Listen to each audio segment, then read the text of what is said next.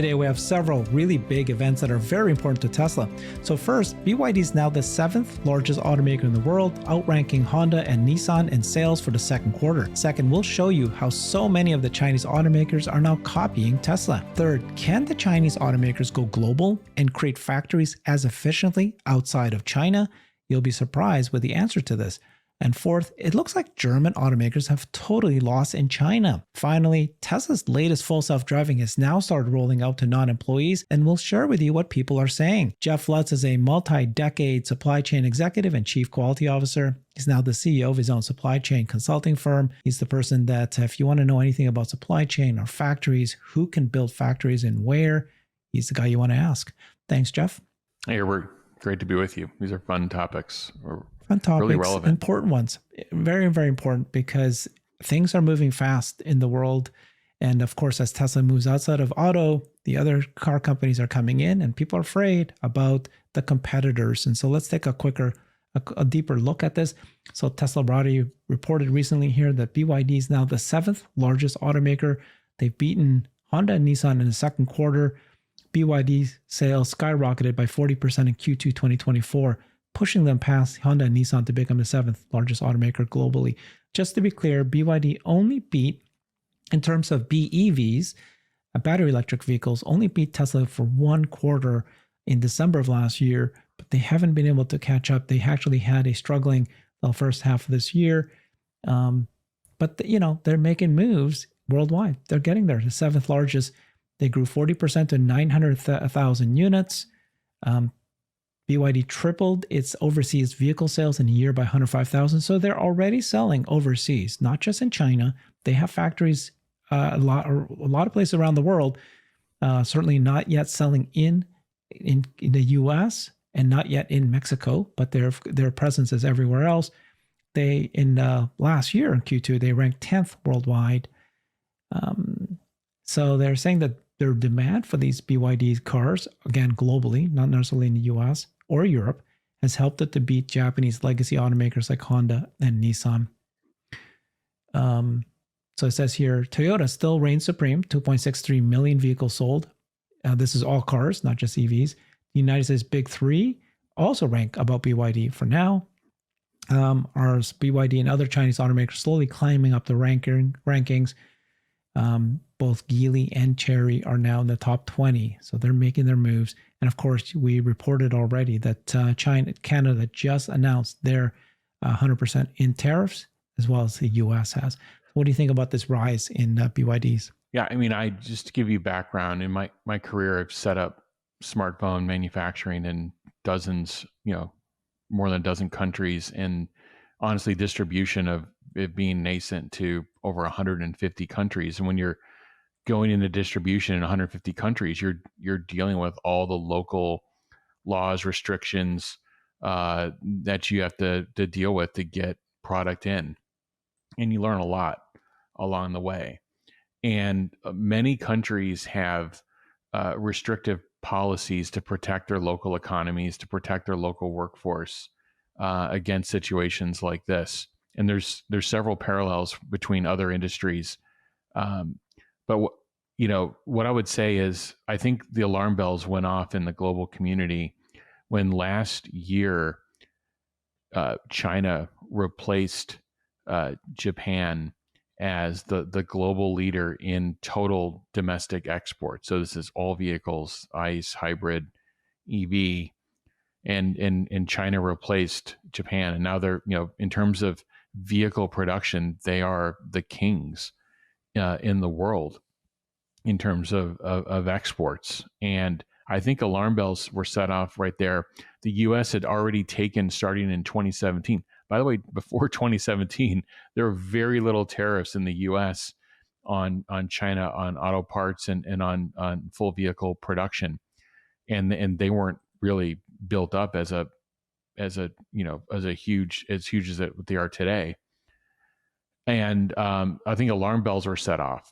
And now what you see where China's at in terms of not only their production volume, but the type of vehicles and the quality of vehicles that they're able to produce, there's a real problem. Now, some of this is actually unfair and some of it is very fair. At the end of the day, you set up a tariff structure if you believe that there is some sort of uh, inequality that's created between an external importer and your ability to produce domestically.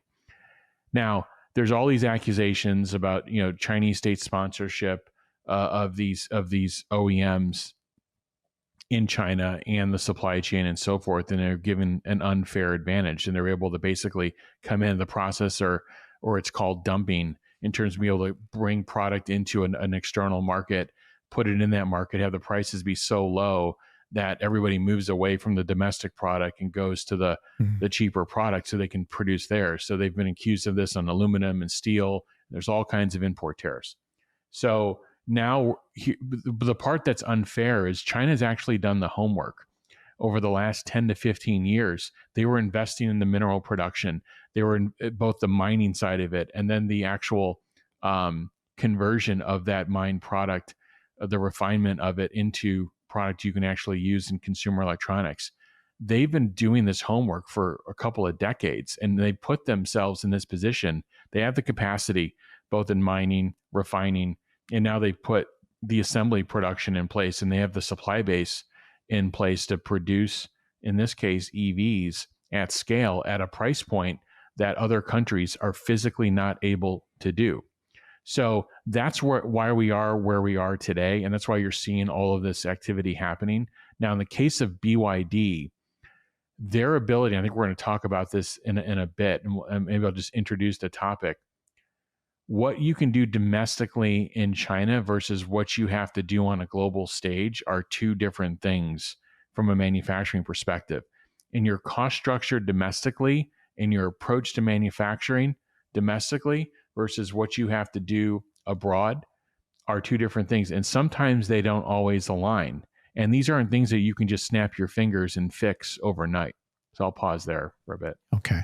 Yeah. So those two separate things, right? Their ability to build it in China and export it. And then can they actually start building? And they have many factories across the world globally. And you're going to tell us how likely are they going to be efficient in those factories around the world?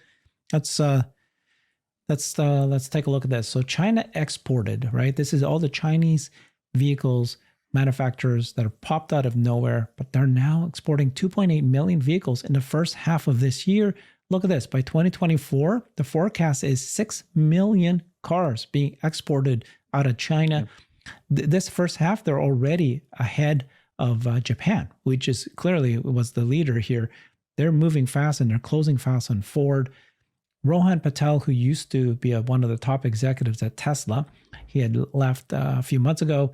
He said that's very impressive. Most interesting will be whether Chinese OEMs are able to recreate their manufacturing and supply chain efficiency and effectiveness outside of mainland China. You've been researching this and talking about this a few times already.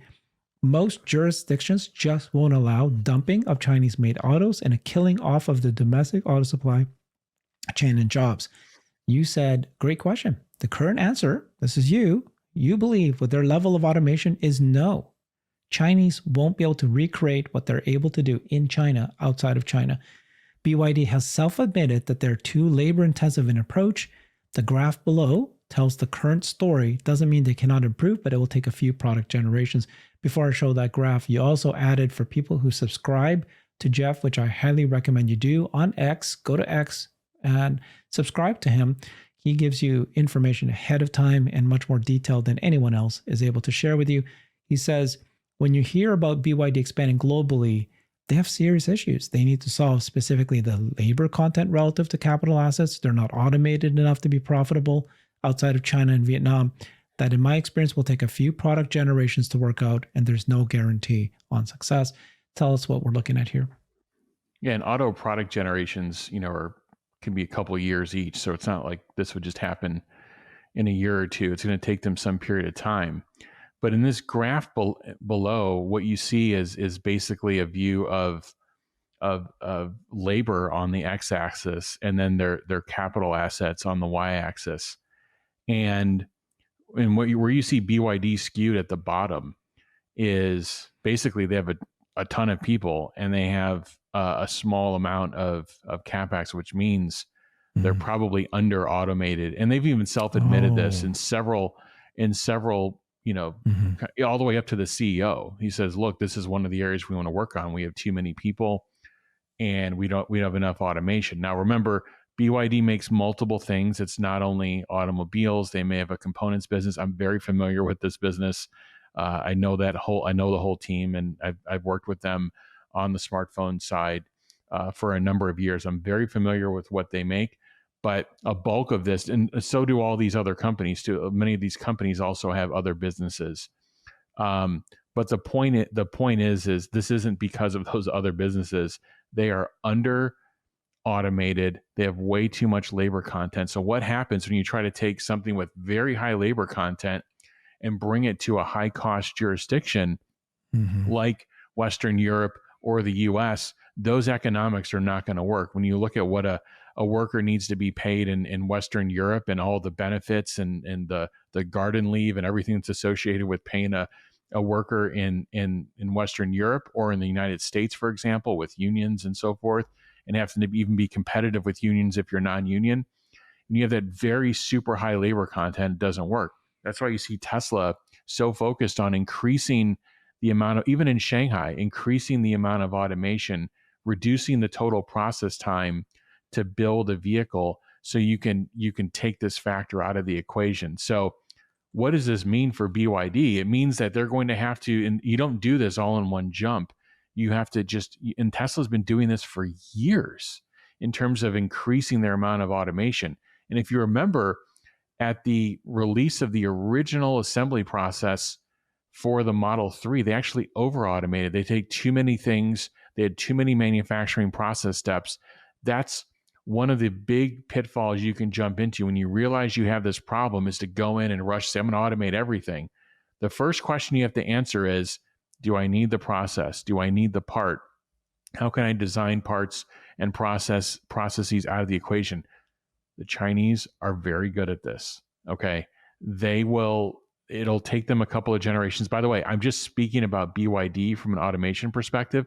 Some of the other China auto manufacturers are up on a much larger gradient in terms of capital versus labor, meaning they're better automated than BYD.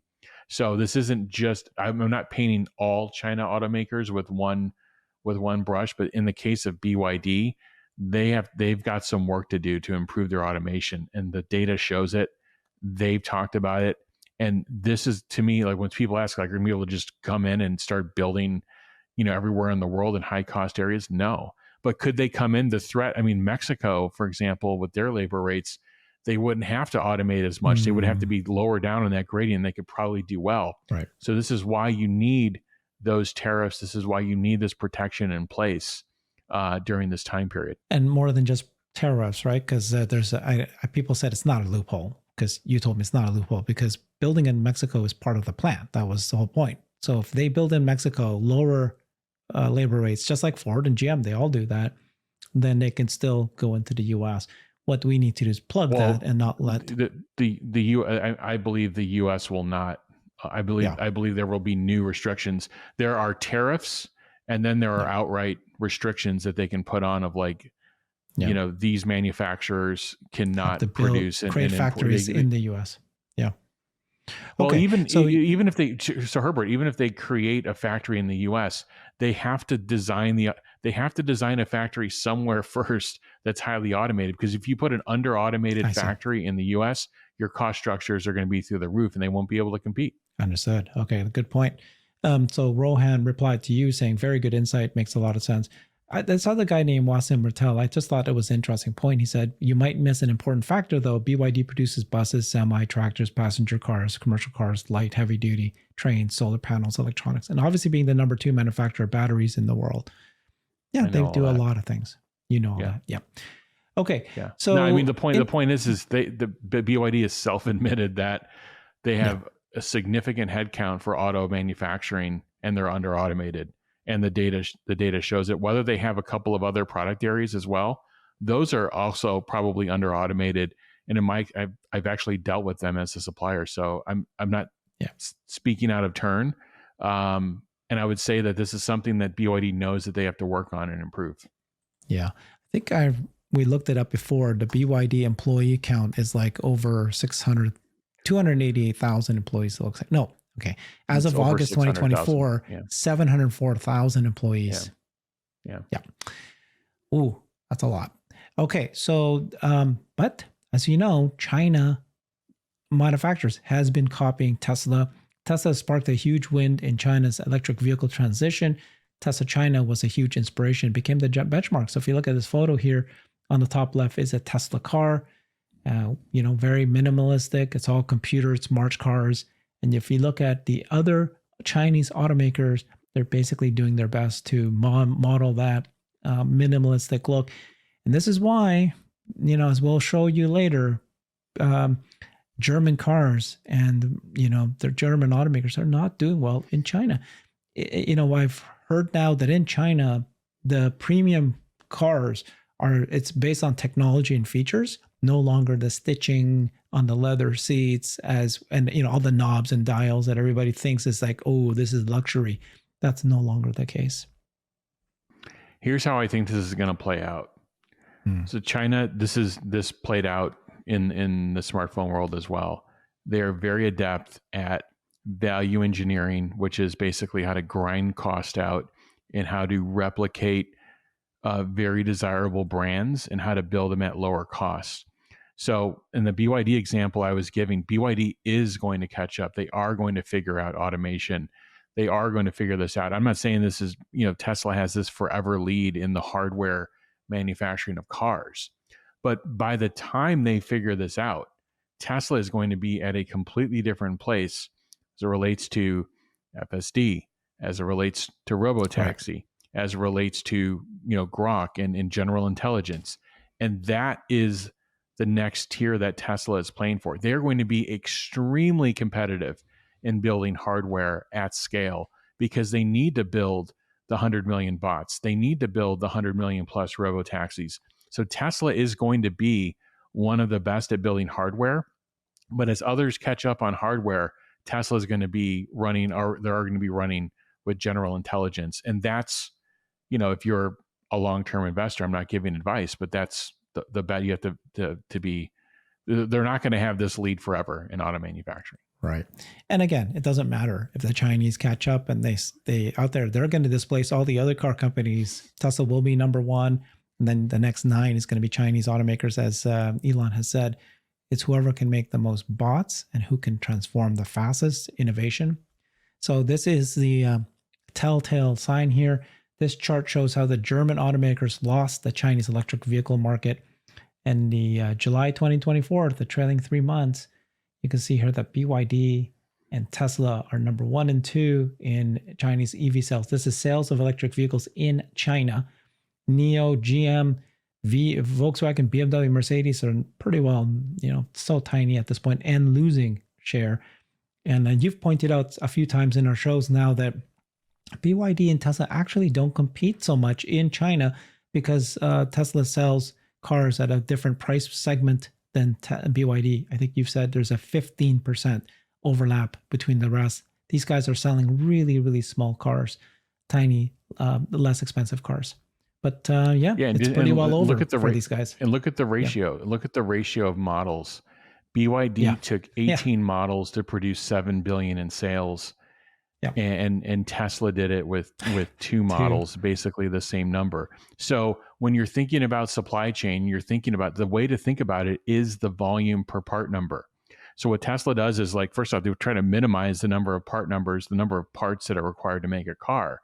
Then once you've made it and you're a part inside of a Tesla, now you have basically 2 model numbers that produce 7 billion of sales.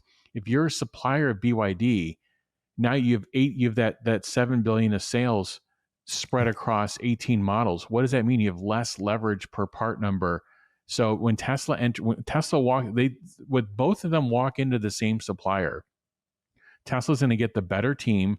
They're going to get they're going to get a leg up in negotiation. So if they have equivalent negotiators, they have the scale, they have the leverage that these other auto manufacturers just don't have, and it's just getting worse it's not getting better. And then, of course, wait until you've got 4 vehicles. Tesla's producing 4 vehicles, which is 2 more affordable vehicles in addition to the Model S and X in China. And based on the volume and cost and automation that we talked about and profitability that they're making, yeah, this could flip eventually. Again, doesn't matter. Just matters is Tesla succeeds. By the way, China has already reached its 2030 wind and solar target. This is another example when China says that we want to accomplish something on a nationwide basis, they make it happen. So they want to be leaders in electric vehicles. That's happening. They want to become leaders in bots, by the way. That's happening. And we'll see where that goes. So let's talk about FSD though, right? Because while everybody's chasing Tesla in electric vehicles, Tesla is making moves in full self-driving. And it could be argued that full self-driving is something that's special that none of the other car makers, including all the Chinese ones, can't match. We'll talk about that. We'll talk about the bear. There's 5 points that a person brought up about, how do you think of it as a Tesla investor about FSD because of the competitors? So let's just share that the latest FSD version was rolled out. And actually, is this person driving a Model 3?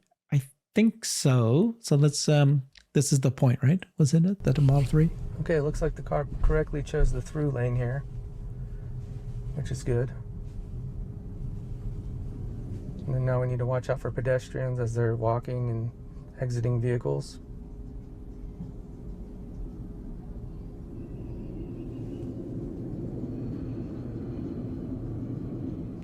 Yeah, this would be a hardware 4 vehicle if he's on 513. No, well, 513 is already coming out to hardware 3 vehicles as well, though. It comes out as 514 and 515, I thought, on the hardware 3 vehicle. Yes, you're right. You're right. Gotcha. Not that it matters. It's really what is the vehicle doing in the situation, and it's logically advancing, with traffic and in a very dense, okay, it complex looks like it's area. waiting to see what this car to the right is going to do. I'm actually unsure what they're doing, if they're trying to go forward. And that cab is trying to exit. People crossing here, so we'll need to wait for crossing. them. And so it far, somehow the car's knows doing everything really well here. Mm-hmm. And then we've got somebody exiting the vehicle here, so we'll wait for them to get out. Isn't that great? You knew that. I saw that. That would have been a dangerous scenario if you didn't recognize that. Everything handled really well, safely and smooth here at the New York entrance. And it even let that guy go through. So I'm very impressed so far. Okay. So yeah, just showing that it can select the correct lane, stops for pedestrians, stops for main exiting cab. So that's good. By the way, just quickly, Cybertruck still does not have FSD, and you got Ashok Alaswamy, director of Autopilot, say that it will be delayed to September. But Tesla Vision Park Assist has launched. Displays a high-fidelity 3D representation of the world around your vehicle, proximity and shape of nearby objects, barriers, vehicles, and so forth. For people who think that you don't have those sensors, but now you got this vision only, and it looks pretty darn good to me. Look at that. That's pretty accurate. Yeah. I mean, hallelujah. I mean, if you drive a Cybertruck, it's the biggest vehicle, biggest Tesla you've ever driven. And the fact that you don't have this capability you've got to be super careful. So this is great to see it coming out. And I think what people need to realize is, first off, I think that the Cybertruck getting FSD, I think this has taken a super long time. And I think they need this additional compute. And there's a number of other factors that are probably tied to it. But just in general, when Tesla does one of these releases, and then people ask Elon, okay, well, you put it out for hardware 4, when's it going to be for this car? When's it going to be for that car? And he gives you kind of a best case estimate, or he gives you kind of a good working view. He's putting pressure on his internal team to work quickly, and they're all working, nonstop. It's not like they even need the pressure. But I think some people just, if it's a couple days later, if it's a week or two later, then they've run into a problem. They're doing something that no one's ever done before in the industry. So these releases, they kind of think of it like an orbit, and they pick an anchor. And in these releases right now, the hardware 4 vehicles are the anchor, and then they go and they work on all the modifications that are needed to do it for all the other permutations. And this takes time. This is just how this is how it works at other doing other major software releases, except these are, multi-ton vehicles that are moving through the world. And I'd rather Tesla be careful than not. It's not excusing delays. It's not, making an excuse for things, but these things take time and they're difficult to predict because they're doing something that no one else has ever done before. So have some patience, and I understand it. I want FSD in my Cybertruck tomorrow, but I understand what's involved in the complexities here. And then some of the people who actually have tested FSD 12.5.1.5, which is the one that's available for hardware 3. This car was 2019. Tech Geek Tesla reports that I witnessed for my first zero disengagement, zero intervention drive in downtown Chicago. It was during rush hour traffic. He goes, I'm literally trembling with excitement right now. Never before has it done that before. I got goosebumps a couple of times, found myself clapping like a child. I'm usually pretty critical, balanced with my reviews. Some have written off my reviews as being too negative in the past. And he thinks it's better, drives better than the human at this point. I really didn't do anything except delete some waypoints. For example, I didn't touch the wheel, I didn't touch the brake pedal, didn't touch the accelerator. He's been testing it for 3 years and impressed him. This guy, Zach, of course, Black Model 3, first drive done with 12.1.5 in his hardware 3 Model 3. Very good drives, but he did notice of minor regressions. Really good response time for green lights, doesn't wait around for a few seconds anymore. Speed bump behavior is great, like I've been noticing on 12.4.3, doesn't fly over them anymore. But the regressions, notice some jerky steering wheel behavior and a couple unprotected lefts, nothing too crazy. Had a couple pedal presses so far due to slow driving. Saw some pedestrians running across a dark street really far ahead, slowed down for them perfectly. This is something that Tesla's FSD seems to be doing well, knock on wood. It's noticing pedestrians really well. Compared to hardware 4, I'm noticing it's not as confident, a little less smooth. Overall, this build seems good. These are just some quick first impressions. Now, he did go back out again the next day, or that night. Second drive went much better. Slow driving didn't really happen this drive as much, was right at the right speed, smoother drive too. First drive could have been just drive quirks, more to come. What's your thoughts on the first impression so far? Yeah, I mean, these are called qualitative responses versus quantitative, meaning we don't have data at scale to understand, to truly measure progression or regression in these releases in terms of number of interventions, safety critical, non. You have individual people reporting on it. John did a great job in the Chicago area. Actually lives near. His videos are super high quality. But under this, you what you're trying to understand is and there's this bias, and I've studied this before too, because I've administered, beta trials and being, again, chief quality officer at a couple of companies. You understand that there is some inherent bias of when you've been testing something for a couple of years and now you see it and make these dramatic steps in improvement. You always have to keep your eyes on the end goal in terms of like what would a consumer buying a car, a Tesla for the first time and buying this package for the first time, what would they expect? They're going to expect, something, very good, call it near perfection. Doesn't have to be perfect. There are stats out there in terms of how humans drive and how humans intervene. But you can see the 12.5 series, in my opinion, was really targeted around this robotaxi event because it made this near, like, to me, quantum leap from the 12.3 and 12.4 series in terms of how it's driving. It's not perfect. There are still issues out there. I'm reporting, issues, but if you just think about the number of miles and the number of times you have to actually touch anything, it is dramatically lower. It needs to continue to improve. It looks like, to me, my takeaway is in a given time period from, day 1 to day 30, it looks like the rate of improvement is faster. Meaning it's not just we're getting more successive releases and they're getting better and better. It looks like the jump between these releases is getting bigger and bigger. And this is, as they bring up this compute at scale, we haven't even leveraged some of this yet. Where is it going to be at that point in time? So that's what I'm really looking for. I think Tesla, in terms of a robotaxi, needs to continue to focus on those last, 10 to 50 feet of, like, that example of that car doing the drop off, it's got to get, perfect, but these are the things that they have to methodically focus on. And I think they are. So it's just encouraging to see the progress. Okay. So you and I are very excited, many of us Tesla bulls, about the progress of FSD. We're all excited about robo-taxi coming in. You pointed out this person who listed 5 things that a Tesla bull should think about. I'm not necessarily going to call him a bear because these are very good questions. They're very, very good questions for us to think about. And we only have a few minutes here, but I'd like you to answer them. This is another one of those things we should have done a full show on, because it's I want to sit back each question and think about it. We won't have time today, but it's get your quick reaction to them. First one, he said, Matthew Enthoven, was a thread of 5 questions for Tesla FSD bulls. Okay, the first one, Waymo just announced a new low-cost robotaxi. They also announced that they have doubled its paid robotaxi trips from 50,000 per week in May to 100,000 per week in today. When do bulls expect Tesla to catch Waymo, given Waymo's exponential growth? Yeah.